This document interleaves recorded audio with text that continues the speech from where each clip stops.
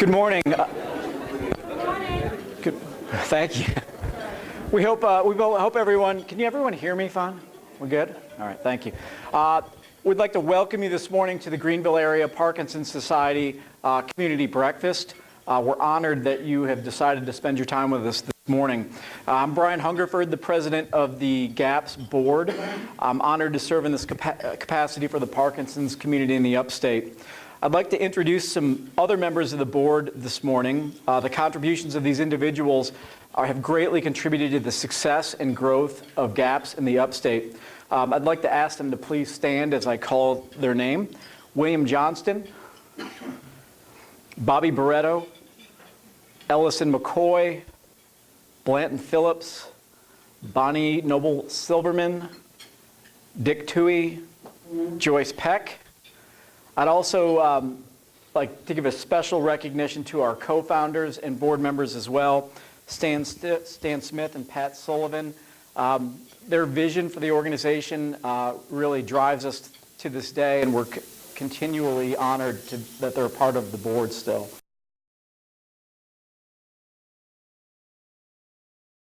Her efforts on behalf of the Parkinson's community in the upstate have driven our organization to a dramatic increase in the programming that we're able to offer, and also not only to our Parkinson's patients, but the caregivers as well. The success she has presided over since 2016 has allowed us to take steps towards our long-term strategic plan, which she will expand upon further, and our vision of further expanding our programming both for caregivers and Parkinson's patients in the upstate. So it's with great pleasure that I turn our event over to our Executive Director, Ms. Laryn Weaver. Sir.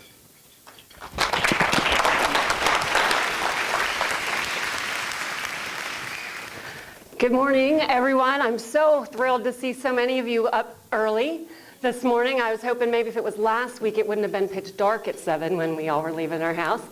But I love this room, and this is supposed to be a celebratory kind of a breakfast, an opportunity to celebrate what we've already done and to share with the community what we'd like to do and how you can get involved with us, how you can support us, and how we can work alongside many of you who also work with the Parkinson's community.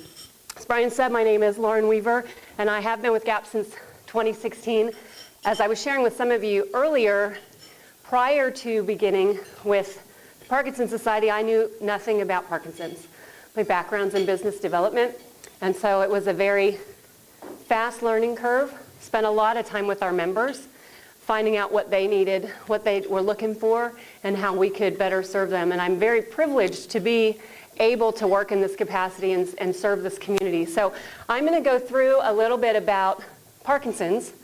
For some of you who may not know much, I know there are many in the room who work directly with the community, and some of you who are part of what we consider the general population know very little. If I think about how much I knew before I started, it was pretty much, that's what Michael J. Fox has, right?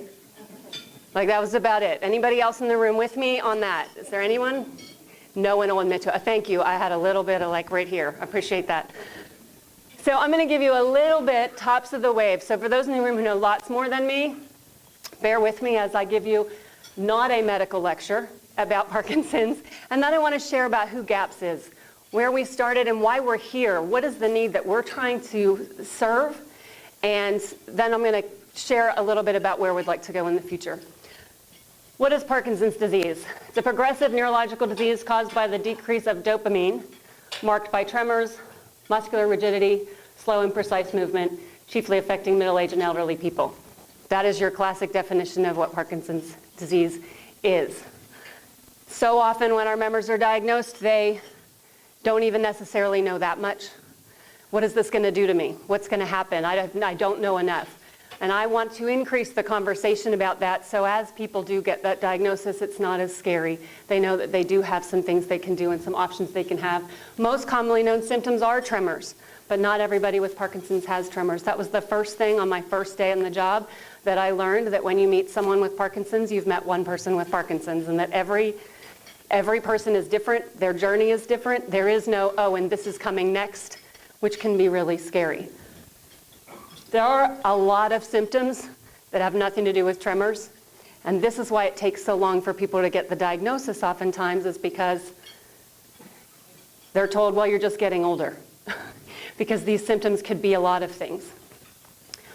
All of these symptoms, things just like slowness of movement and the stiffness and the shaking, sure, but there's things on here, tiredness and aches and pains, constipation, sweating, weight loss, pain, depression, difficulty with fine movement, so speaking and writing, all of those things that for a long time can just be, well, you know, you're slowing down. Oh, you're getting a little bit older. And we ignore it and we put it off and think it's something else until we start to have some of the other symptoms. So these are things we want to make people aware of. So if you find that there's a lot of this going on, to make sure that you're able to go get checked, get some help, because there are things we can do at early onset to be able to stay the symptoms and push that and improve the quality of life for a longer period of time. What are the treatments? There really is the one golden standard medication, and it has been the same medication that we've used since 1970. So with all of the research and all of the money that we've put towards that, we're still using the same medication. It is replacing the dopamine that we lose. There is a surgical option. Everyone thought that might be the magic bullet, but it's not perfect for everyone. And so we still use the medications. Therapies are so helpful in improving quality of life, and that's where GAPS is. Physical therapy, occupational, speech, and massage therapy. All of those things to keep your body moving. That was another phrase we say, if you keep moving, you'll stay moving. If you stop moving, you won't be able to move. And that's really challenging to do when you don't feel well, which is the last segment at the bottom. Exercise. All of the research that's been done over the last 20 years has given us information in terms of exercise. What types of exercise are beneficial? Any type of exercise. So we tell our members all the time when they say, well, what's the best exercise for people with Parkinson's? Whatever you do. Do you like to dance? Do you like to box? Do you like to walk? Do you like to, whatever that is, do that. Because as long as that we keep moving. So we have spent a lot of time over the last year and a half talking a lot about exercise, partnering with different organizations to provide more exercise programs, opportunities for people to be able to not just go to the gym and work out, but specifically to go where people understand how to work with people with Parkinson's, because it is different. And we don't want to just send our members to go to the gym doing something where they may injure themselves. We want them to be with people who are going to be able to help them. So that's a very brief overview. So what is the need here? Why should GAPS exist? Why was it founded in the first place? As many as 1 million Americans live with Parkinson's disease. Approximately 60,000 are diagnosed each year. It doesn't reflect the numbers I mentioned that go undetected. And I know that we're going to mention a statistic later, but I'm going to say it now too because I think it's really profound. There's actually a webinar today discussing that within the next 20 years that's expected to double. And if Greenville continues to grow at the rate that it's growing, in 20 years we could have a significant increase of people living with this disease progression living here. Too few movement disorder specialists. 5 years ago, before GAPS, 6 years ago before GAPS was here, we didn't have any movement disorder specialists. A movement disorder specialist is, forgive me in the room that you movement disorder specialists, while I really briefly describe your job. Take a neurologist, send them back to school for a lot longer so they specifically learn about movement disorders, and then they become a specialist in that. Okay, so more advanced than a neurologist. People had to go to Augusta, they had to go to Duke. These are people who already have issues with movement, and we have to send them hours away. And I know that Pat and Stan were really instrumental in influencing the hospital systems to bring movement disorder specialists here. That's one of the roles that GAPS has, is to be an advocate for this community, to bring the resources they need, to bring the physicians that they need, and to work with the system to make sure that we're getting close and local treatment as our population continues to grow. Isolationism, abandonment, caregiver support, that is a huge need. It is terrifying when we think about this community of people who cannot care for themselves and families that just can't handle it and abandon them.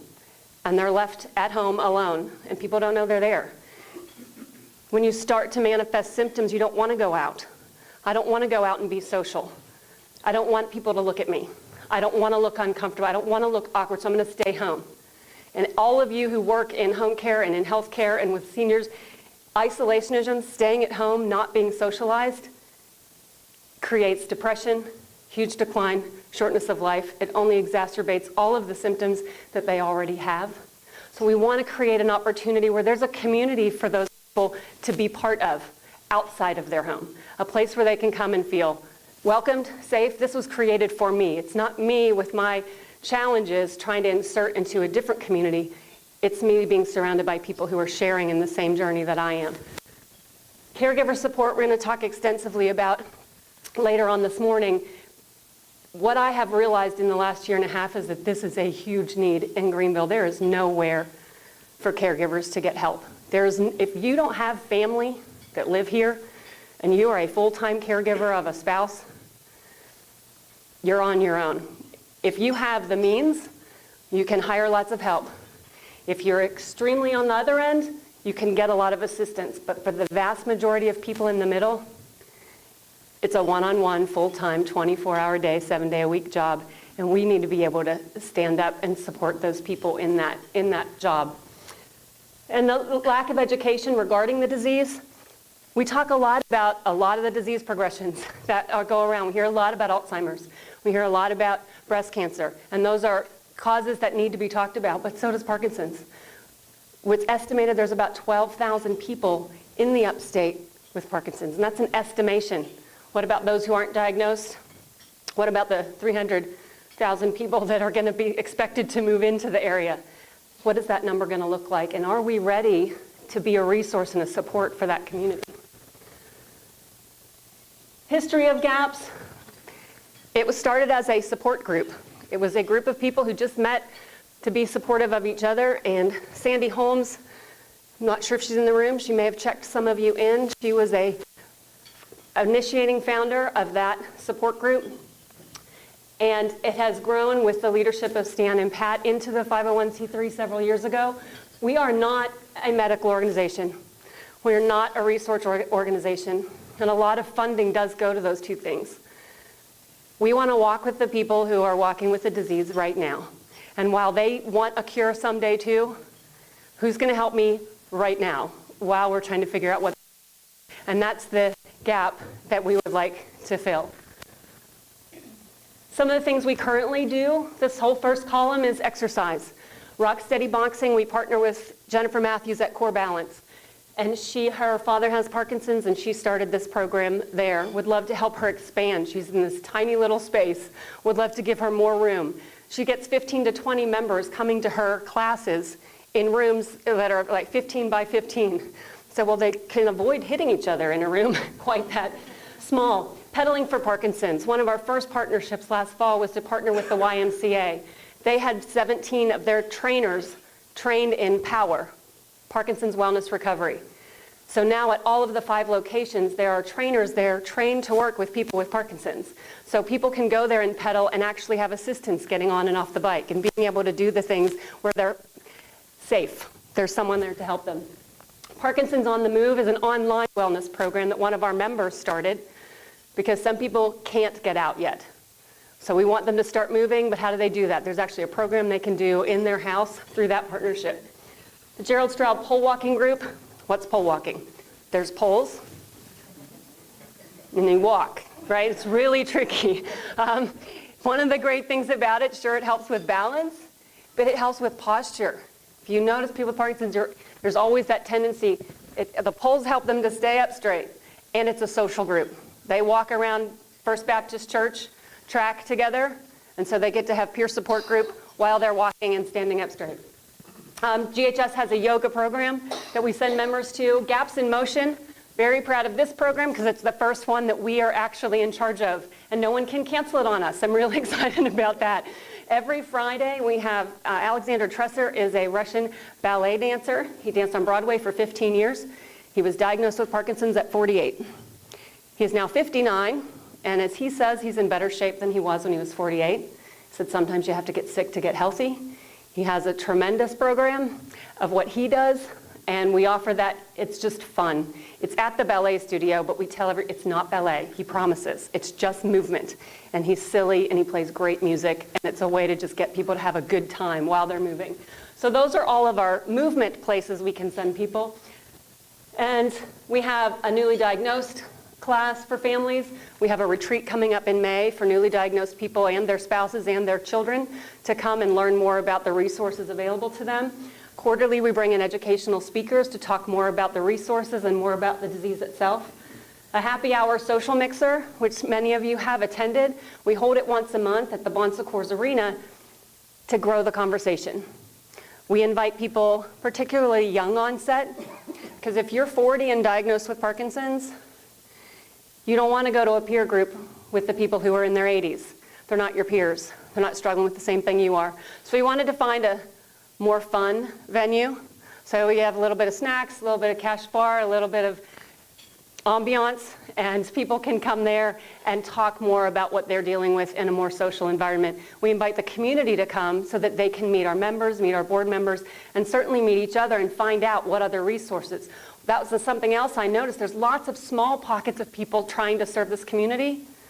I'd love to be able to pull everybody together. We can be so much more effective. Rather than having this small group doing this thing and this small group doing this thing, let's pull that volunteerism, pull that resource and be able to serve more effectively. We do offer weekly support groups once a week at different locations around the city. We just started a new one in Seneca after much request. Our first meeting, we had 30 people come. There were so many people that they need something in that area, and we were happy to be able to have the resources to reach out to them. And the last one is the Activities Day Respite Care Program. This is a brand new program. We are just piloting starting April 4th.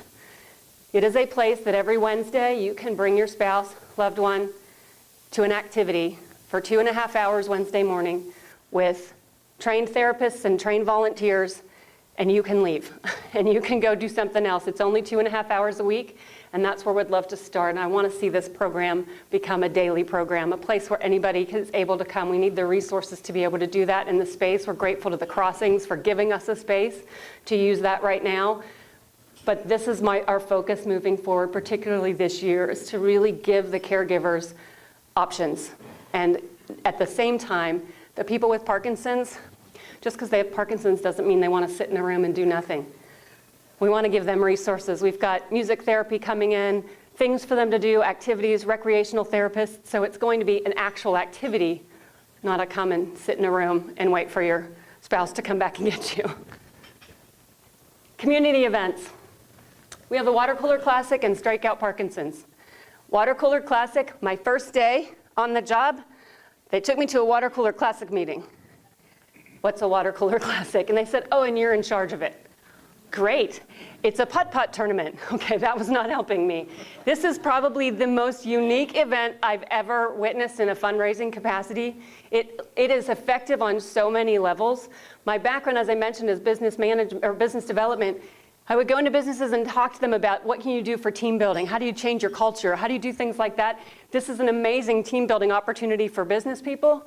And yet at the same time, it gets us into 40 different businesses to talk about what we do as an organization. So in the months of September and October, businesses all over Greenville have putt-putt tournaments in their office. These people are competitive. It's kind of crazy. They bring their own clubs and everything. We give them material to set up a course. You pay money to get involved, and your top winning foursome of your putt-putt tournament is invited to come to Zen, where Heritage Turf sets up an indoor putt-putt course, and you get to fight with all the other people from around the city for the prize and trophy to be the water cooler champion. And now I'm mocking, and yet it is really that serious. There are people who are very coveting of that trophy. It is an extremely fun event. It's at Zen, it's a great atmosphere, and it's a tremendous community that we would love to grow. That is coming up this fall. We are starting the committee now. So if this sounds like something you'd like to be involved in, Bobby Beretta, where are you? Bobby, our board member, is in charge of that committee. He would love to talk to you because we'd love to have new people who have some new ideas to share with that. But we almost doubled what we raised from 2016 to 2017. Strike Out Parkinson's is our spring event. We partner with the Floor Field. We have the event there. Unlike a lot of other walks, this isn't a 5K. This isn't a walk in the way you normally think of it. Think of it more like a parade. This is a celebration of, yes, I have Parkinson's, but I can still do things. Yes, this is what we're living with, but we can still get out. We want to be part of this. So we walk around the warning track as many times as we want. Most people walk once. We bring in all those exercise partners to come and show what they do. Our goal is to get all of the community behind that event. It started as an in-house member only. Bring your families, kind of have a picnic kind of day. I would love to have all of our assisted living communities that serve people that have Parkinson's, that have residents that have Parkinson's. I would love to see them involved. I would love to see the community get behind this event. Floor Field is a tremendous venue. It's a beautiful April day to come and just enjoy live music, being outside, and recognizing more about this community of people with Parkinson's that live among us that can do and want to be seen as still capable. So this event is coming up April 14th. I'm personally inviting all of you to come. Strikeoutpd.com is the website. There's flyers on the table back by breakfast for information if you would like to start a team, if you'd just like to see more about it, if you'd like to be part of the day. I'd certainly want you to be and find out more about that too. These are the partners, some of the partners we have. I've already mentioned the Y, certainly the Drive, the Swamp Rabbits. I'm from Pittsburgh. For those of you who know anything about Pittsburgh, we're a very sports-related city. You wear black and gold year-round, no matter who's playing. And because of that, there's a community feel around the sports teams. So I thought, well, we're already in partnership with the Drive. I'm really not going to get into the whole Clemson USC thing. We don't want division. We're looking for unity. So I thought we could get behind, there's hockey, right? So one of the first things we reached out to was the Swamp Rabbits. They want to grow their brand, we want to grow ours. How can we grow together? And they've been great partners with us. We've sold tickets, we've been able to throw out the puck, and being part of that community gets us into just another group of people, and they've been a great partner to have too. And of course, the two health systems. Dr. Kathleen Washkalup is at Bon Secours, and Dr. Freddie Revilla is at GHS, both at neurology, is building those, helping them, their partnership, the two hospital systems partnering with us financially, programmatically to continue to grow. So we're very grateful for all the connections we have been able to make so far in the community, and I'd love to see this grow and have more people be up on the board next time we do this. As with any nonprofit, we're always looking for volunteers. Right now, our biggest need is that Activities Day, caregiver respite. In order to be able to expand that program, we're going to need people to help us do that, to help us hang out with our members for a couple hours on Wednesday mornings, if that's something you're interested in. But there are lots of events. You want to be part of Strikeout. You want to be part of Water Cooler. Come into the seminars. Learn a little bit more about us. Learn more about the disease. Our community relations program, we have ambassadors that go out into the community with our information to make sure that people have, if you get diagnosed, you know who to call, that there's a place that can support you. Certainly any of the administrative support, you just want to be involved. I had someone call me and said, I don't even know, whatever you need, I just want to do something. I love people like that. So there's going to be some information at the end that I will share on how you can find out more about those programs, but I just thought I'd put them up there now. I'm going to leave this for a second because I'm going to be closing here now and introducing our next speaker. I want to make sure that we're looking ahead. There's so much to be done today. There's so many people that we're not even reaching yet. If there's 12,000 people estimated in the upstate, that means there's 24,000 people we could be serving because we have to factor in whoever is caring for those people.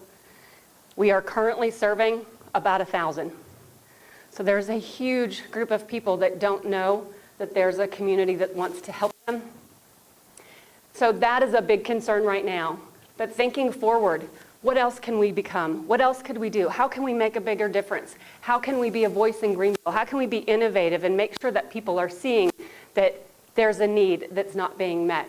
Not just for Parkinson's people, but particularly for caregivers. So we want to make sure we cast a vision. We wanted all of you to hear about that vision because we're going to need a lot of community support in order to accomplish that. So rather than me share more, so you can stop listening to me, I'd like to introduce Stan Smith. As Brian mentioned, he's one of our co-founders. His background, what I love, and I didn't mention this, we are unique in that we have Pat Sullivan, who's a longtime caregiver, and Stan, who longtime person living with Parkinson's. What that does for the organization is it gives us both sides. It gives us, keeps our focus on both parts of the equation and the people that need our support. So I am very honored to introduce Stan. My 18 months here, he has been my lifesaver much of the time. Wise, generous with his time, and absolutely amazing what he continues to do while battling this disease. So it's my great, great honor to introduce Stan Smith. Go get him. Thanks. Well, thank you for being here. I really appreciate your investment and time for us. I expect that many of you, we hope, will go away from here thinking about how you can help us and others in this area. I've had Parkinson's for nearly 20 years. The reason that I am still reasonably compos mentis and able to get around is exercise and a positive attitude and support of my wife and many friends and whatever. And I felt that since this is fairly unusual for a person with Parkinson's as long as I've had to still be able to get around, that I had an obligation from the point of view of helping those that can't. So what I plan to do here is go over some of the material that Laryn has done, but from a slightly different point of view. Let's go to the next slide. This is a milestone picture of what we've accomplished over about a decade. We hope it's a crescendo of activity. It started modestly enough in a group hosted by Sandy Holmes, and Pat and I joined and realized that we were going to need to work together to help people with Parkinson's. Aside from Michael J. Fox, there are a lot of organizations that are involved in trying to find different medications and whatever, but what we really needed was to find a way to service people where they are today. And so as you see, as we go from left to right, more and more involvement with activities that Parkinson's people and caregivers can be associated with. Let's go to the next slide. The challenge we face is really twofold, and they're interrelated. First you see up here that there's an enormous expectation of increase in the number of people with Parkinson's. So how do we keep ahead of that? Well, I think that with the investment that Greenville Health System and Bon Secours has made, I think we're going to meet that. I think we've been able to influence the hospitals to invest in the neurology area, particularly in people who are movement experts. But let's go to the next one. The next slide indicates the thing that we learned in this past nearly 10 years, and that's that the stress and strain on care partners is far higher in scope and intensity than we realized to begin with. And I'm going to get into that in a moment because it informs what we hope to do. We've done the expected thing with Parkinson's. We have activities, which can include people who are the caregivers, but even in that case, it's not necessarily what is the only service that they need. So let's go to the next slide. With that as background, here's some basic facts about caregiving in the United States. 35 million, or 11% of the U.S. population, does something that meets the following definition: an unpaid individual involved in assisting others with activities of daily living and or medical tasks. And this particular study, which was done by the Family Caregiver Alliance, indicated that 40% of these people have a full-time job for which they are not paid.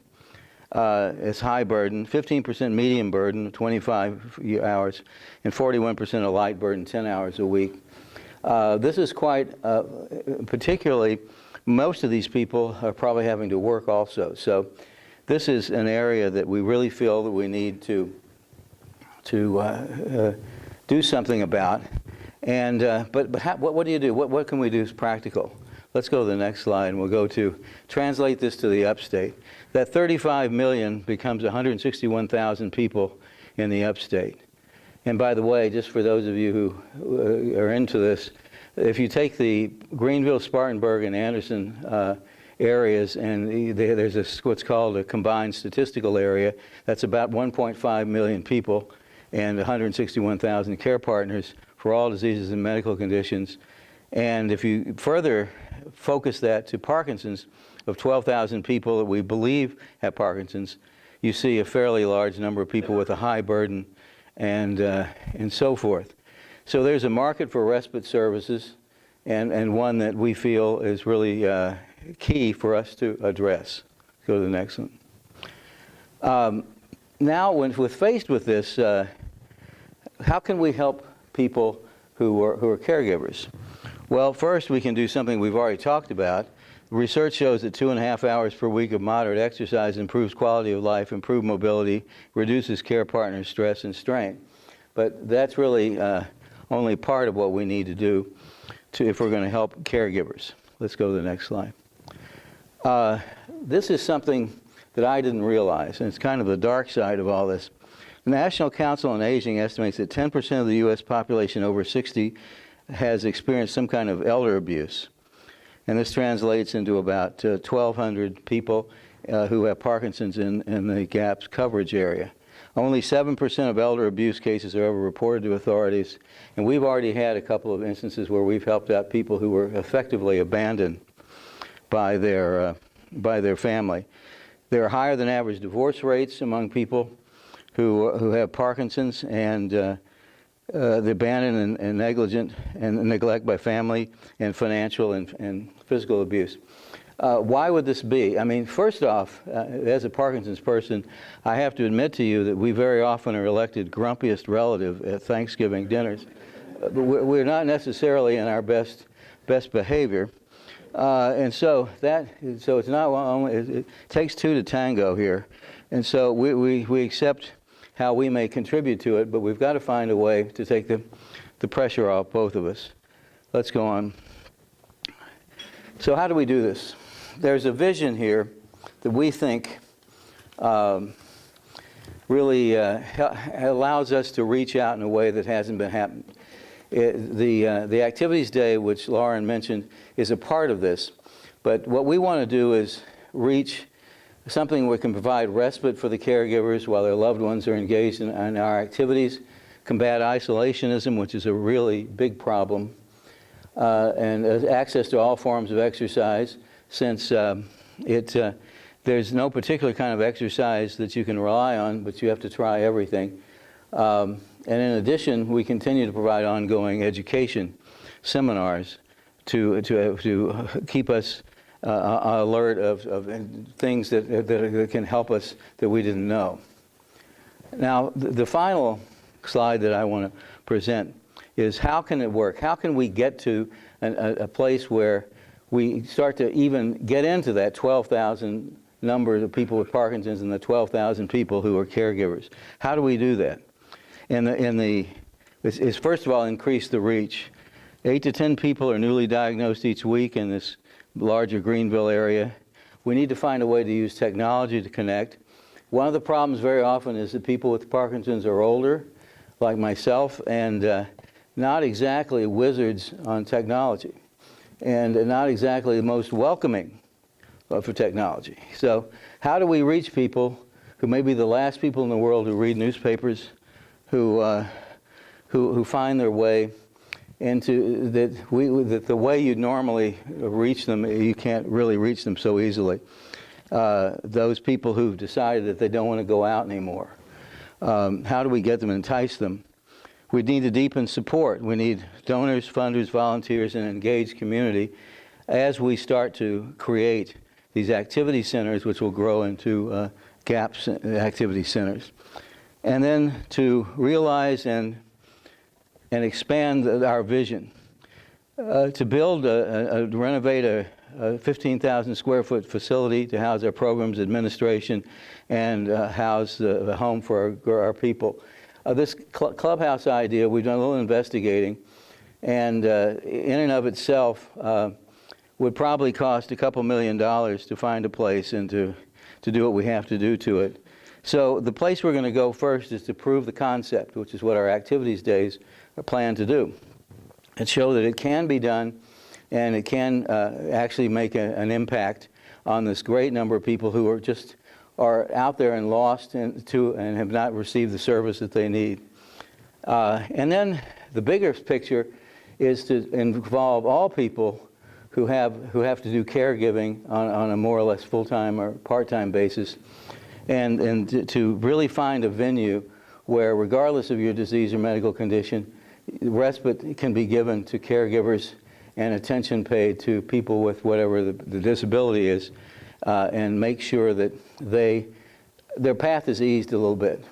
We're not into curing things, we're into solving problems of helping, of each just helping ourselves, with a view that's very often those who have the Parkinson's disease aren't necessarily the most vocal or grateful appearing, but we are grateful for the time and and facilities that people provide us as we struggle with this disease. So I think I'll leave with one possible idea. I think that we're really great, but I don't think we know how great we can be if we work together to find a way to help all those people who have Parkinson's and those who care for them. And we're grateful for you for being here today, and hope that we can invite you to be a part of our greater family and helping those with Parkinson's and those who care for them. Thank you.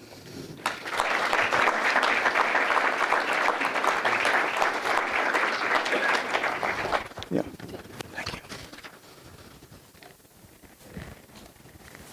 Thank you, Stan, so much. I love hearing him speak, just because it's so personalized, certainly for him. I thank you again for being here this morning. Having an opportunity to share all of that. I shared with someone this morning, this was a very selfish breakfast on my part. This saves me 100 individual meetings. So thank you for being here and making my job a little bit easier. The packets that you received when you came in, it does have our brochure that outlines kind of what I talked about. Our donor opportunities, ways to get involved. There are 2 cards. I know there are a lot of you here representing a business. Some of you are here as individuals, so there are 2 separate cards. If your business would like to be a sponsor in some way, to get involved, that is the green card. And the one is other as a personal. Would you like to volunteer? How to get involved? You can check those. You can leave them at the table on your way out. You can mail them. They are postcards, so if you'd rather take it and think about it, take it to someone else at work and have them do it. That would be great too. But those are ways that you can find out more about how you can partner with us as we move towards that vision. Some other people I want to thank Maureen Coburn, who was our facilitator for this event. I know she's not in the room, but she was someone who really helped me with all the logistics. She checked you in. Of course, all of our volunteers who help. I want to thank my husband, Glenn, who does all of our graphic work, all of our design work, and flips slides for me when I talk, so I don't have to worry about it. So thank you for helping as well. And again, to all of you for being here. We appreciate your time to take to come and hear more about what we're doing. Have a wonderful day.